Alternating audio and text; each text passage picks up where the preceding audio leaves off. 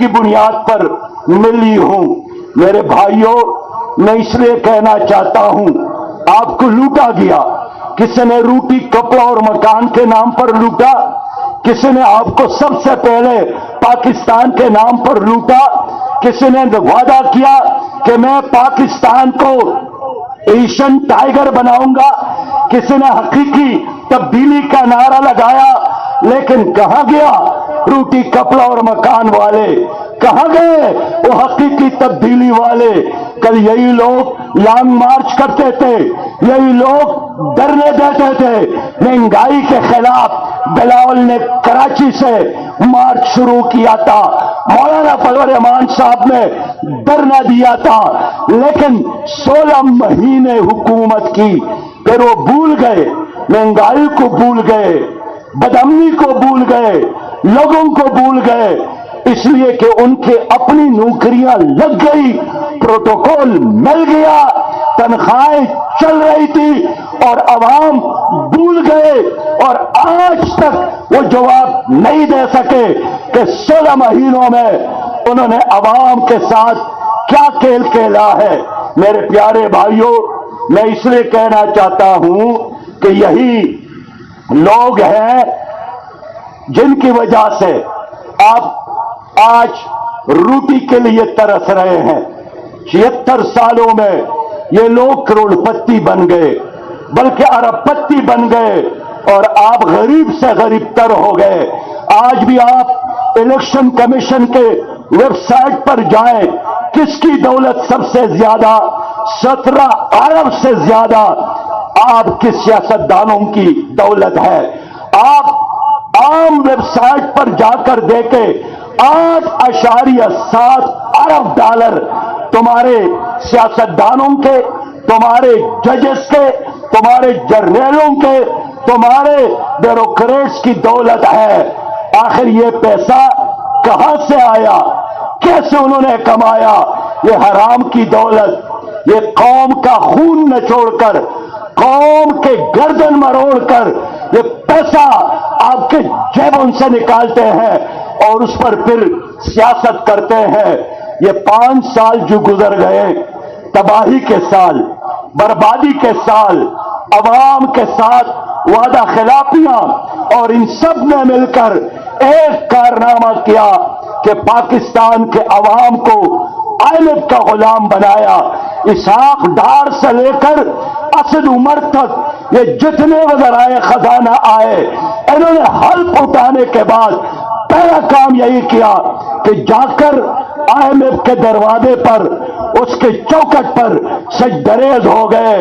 हमने यही कहा उनसे कि हमारी निजात IMF के गुलामी में नहीं है, हमारी निजात अल्लाह की गुलामी में है। हमारी निजात हुजूर सल्लल्लाहु अलैहि वसल्लम की शरीयत में है। ये एक पेज पर है। PTI, PDM और पीपल्स पार्टी IMF के गुलामी के लिए एक पेज पर है। ये फिर आएंगे, मजीद आपको गुलाम बनाएंगे। मैं अवाम से अपील करता हूं कि IMF हमारा खुदा नहीं है।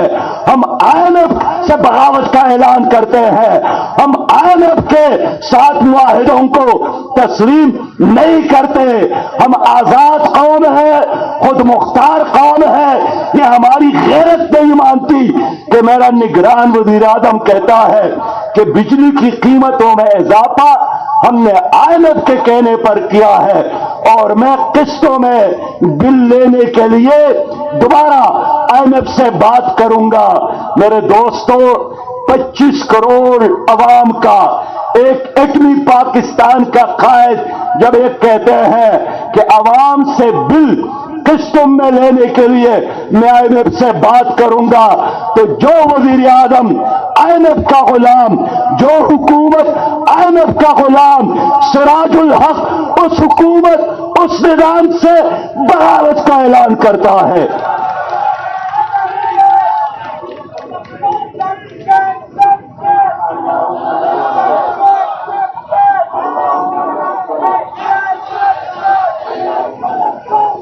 ये मेरे प्यारे पाकिस्तानी भाइयों, ये मेरे बहनों, ये मेरे बुजुर्गों, نوجوانوں، دنیا کہاں پہنچ گئی؟ اور کل کی خبر تھی کہ PIA ہمارا بہترین ادارہ ہر مہینے 12 ارب خسارے میں جاتا ہے. ہر مہینے کی بات کرتا ہوں. آپ کا ریلوے انگریز نے بنایا تھا، تورخم تک پہنچایا تھا، درگئی تک پہنچایا تھا، کوئٹہ سے لے کر اور بلو تک پہنچایا تھا. وہ لوہے تو کھا گئے، وہ پٹیاں تو ختم ہو گئی، لیکن اس کے باوجود بھی آج ریلوے 100 ارب سے زیادہ خسارے میں ہے.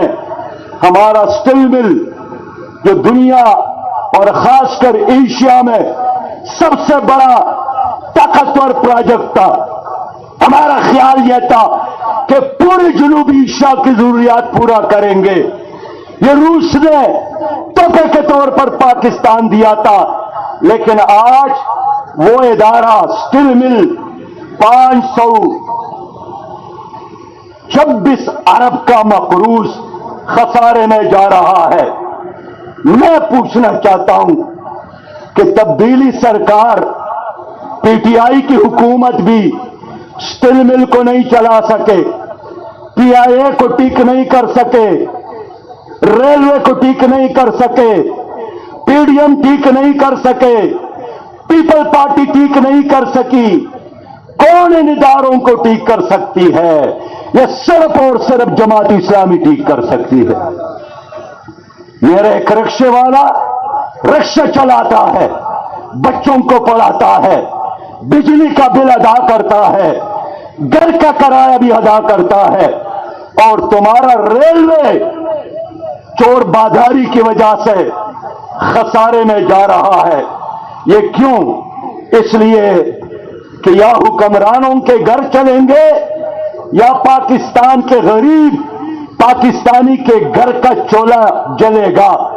آپ کے وزیر اعظم کا جو صبح اور شام قوم کو نصیحتیں کرتے ہیں، 2023 اور 24 کے فائنینشل بجٹ میں 1 ارب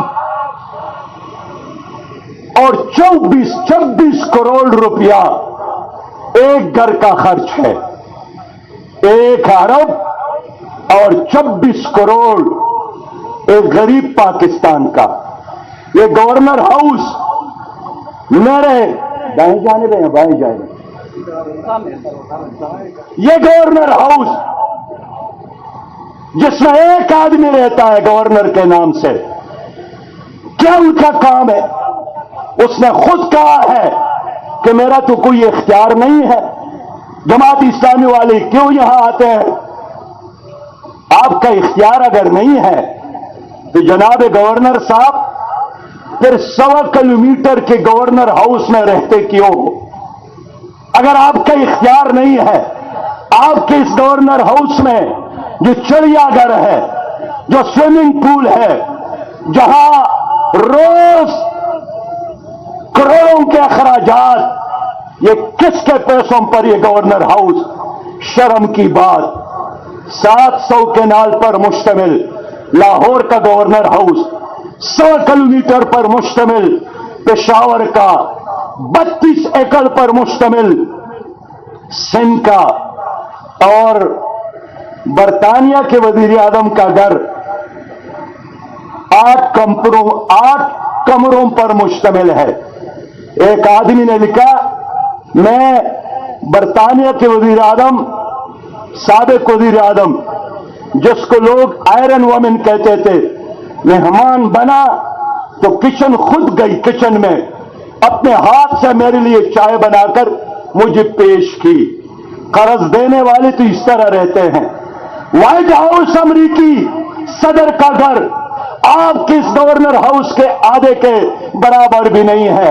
قرض دینے والے چھوٹے ہوٹلوں میں، چھوٹے گاڑیوں میں، عام گھروں میں رہتے ہیں، اور یہ بے شرم تمہاری حکمران وہاں جب جاتے ہیں تو 7 سٹار اور 5 سٹار ہوٹلوں میں رہتے ہیں.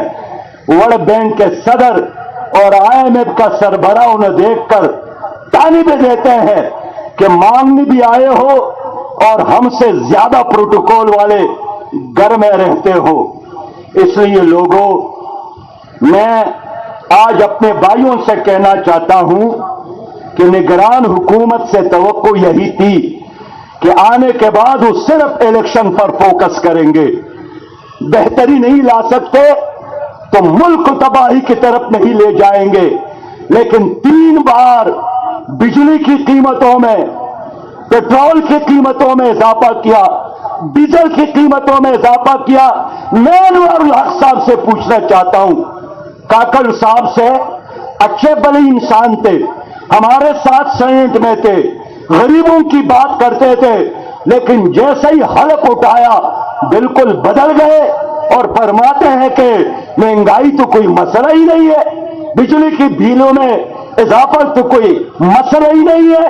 جماعت اسلامی اس پر کیوں احتجاج کرتی ہے؟ اس لیے کہ ان کی نوکری تو پکی ہو گئی۔ مسئلہ آپ کا ہے۔ 331 روپے فی لیٹر پیٹرول، 329 روپے فی لیٹر ڈیزل، 56 روپیہ فی یونٹ بجلی کا ظلم ہے، جبر ہے، ہم اس کو نہیں مانتے۔ لوگوں، میں جب آپ کے اس دھرنے کے لیے آ رہا تھا تو میں نے پرسوں پشاور اسلام آباد میں پاکستان کے بجلی کے حوالے سے ماہرین کو بلایا اور نیشنل انرجی کانفرنس کی۔ میں پاکستان کے عوام کو مبارکباد دیتا ہوں کہ پاکستان کو اللہ تعالیٰ نے ریسورسز دی ہے، سورج موجود ہے، 365 دن چمکتا ہے، ہوا موجود ہے اور یہاں پر پانی موجود ہے۔ آپ کو پتا ہے کہ اس سولر سے کتنا ہم حاصل کر سکتے ہیں؟ تمام ماہرین کا اتفاق تھا پرسوں اس نیشنل انرجی کانفرنس میں کہ اگر پاکستان کی حکومت چاہے تو اس سورج کے شعاؤں سے 30 لاکھ میگا واٹ بجلی حاصل کر سکتا ہے۔ 3 لاکھ میگا واٹ سے زیادہ بجلی ہوا کے ذریعے بن سکتی ہے، 1 لاکھ سے زیادہ میگا واٹ بجلی پانی سے ہم حاصل کر سکتے ہیں۔ اور یہ خود حکومت کہتی ہے کہ بجلی جو پانی سے بنتی ہے اس پر 6.94 پیسے خرچ آتا ہے۔ میں اس کو بھی نہیں مانتا ہوں۔ یاد ہوگا یہاں شہراز خان بیٹھے ہیں، عنایت اللہ خان بیٹھے ہیں کہ جب ہم ملاکن 3 پروجیکٹ بنا رہے تھے بجلی کا، اس کا اسٹیمیٹ 7 بلین لگایا گیا، لیکن کیا ہم نے 7 بلین کا پروجیکٹ 6 بلین میں مکمل نہیں کیا تھا؟ خود بین الاقوامی ادارے حیران تھے، اس لیے کہ ہم کرپٹ نہیں تھے، اس لیے کہ ہمارا مسئلہ کرپشن اور کمیشن لینے کا نہیں تھا۔ بس لوگوں، میں آپ کو مبارکباد دیتا ہوں کہ انشاءاللہ تعالی ہم سولر انرجی پہ کام کریں گے، ہم ونڈ انرجی پر کام کریں گے، ہم ہائیڈل پر کام کریں گے اور پاکستان کے عوام کو اس مہنگی بجلی کے لعنت اور ہتھکڑیوں سے انشاءاللہ آزاد کریں گے۔ میں حکومت سے کہنا چاہتا ہوں، میرا مطالبہ کیا ہے؟ میرا مطالبہ یہی ہے کہ اب تک IPPs جن کے ساتھ بے نظیر صاحبہ اور اس کے بعد حکومتوں نے معاہدہ کیا ہے، ہر سال دفاع پر جو ہم خرچ کرتے ہیں اس سے زیادہ ہم لے جاتے ہیں، یعنی دفاع سے زیادہ IPPs ہم سے لیتے ہیں۔ ایسٹ انڈیا کمپنی کی طرز پر انہوں نے ہمارے ہاتھ اور ہمارے پیر باندھے ہیں۔ میں حکومت کو کہتا ہوں کہ آپ بین الاقوامی عدالت میں جائیں اور IPPs کے ان معاہدوں کو ختم کرنے کا اعلان کرے۔ عالمی عدالت انشاءاللہ تعالی پاکستان کے حق میں فیصلہ دے گی۔ لوگوں، میں چاہتا ہوں کہ حکومت کے کہنے کے مطابق 220 ارب سے زیادہ پاکستان میں مفت خورے ہیں جو مفت بجلی استعمال کرتے ہیں۔ پاکستانیوں، جب آپ بل ادا کرتے ہیں، اگر کسی آدمی کا بل 30,000 ہے، اس کو سمجھنا چاہیے کہ وہ 5 چوروں کا بل بھی ساتھ ادا کرتا ہے۔ اگر کسی آدمی کا بل 10,000 روپے ہے، اس کو سمجھنا چاہیے کہ یہ حقیقی بل نہیں ہے۔ 48% ٹیکسز حکومت نے اس میں اضافی ڈالے ہیں۔ میرا یہی مطالبہ ہے کہ ہم اصلی قیمت دینے کے لیے تیار ہیں، لیکن 48% جو ٹیکسز حکومت شامل کرتی ہے بجلی کے بلوں میں، ہم اس کو دینے کے لیے ہرگز تیار نہیں ہے۔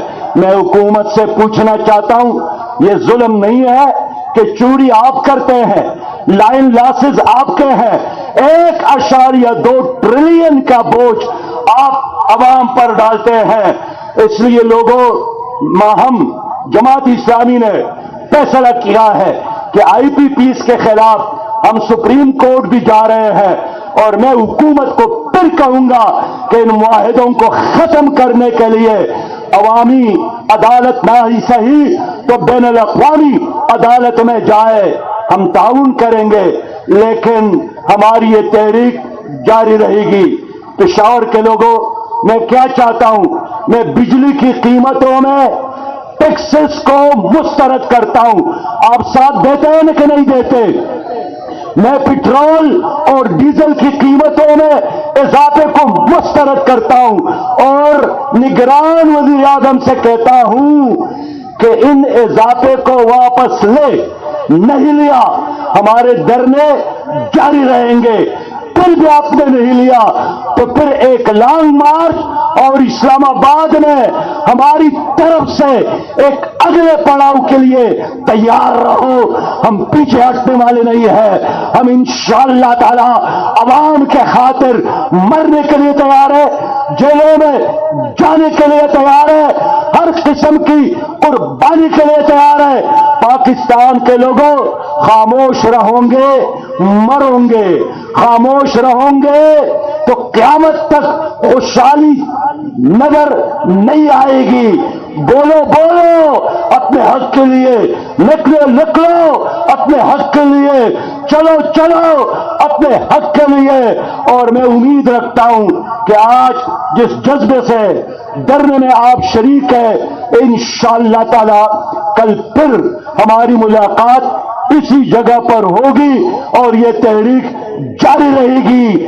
جینے دو عوام کو، جینے دو عوام کو، جینے دو عوام کو، جینے دو عوام کو، جینے دو عوام کو، جینے دو عوام کو، جینے دو عوام کو، جینے دو عوام کو، جینے دو عوام کو، جینے دو عوام کو، جینے دو عوام کو، جینے دو عوام کو۔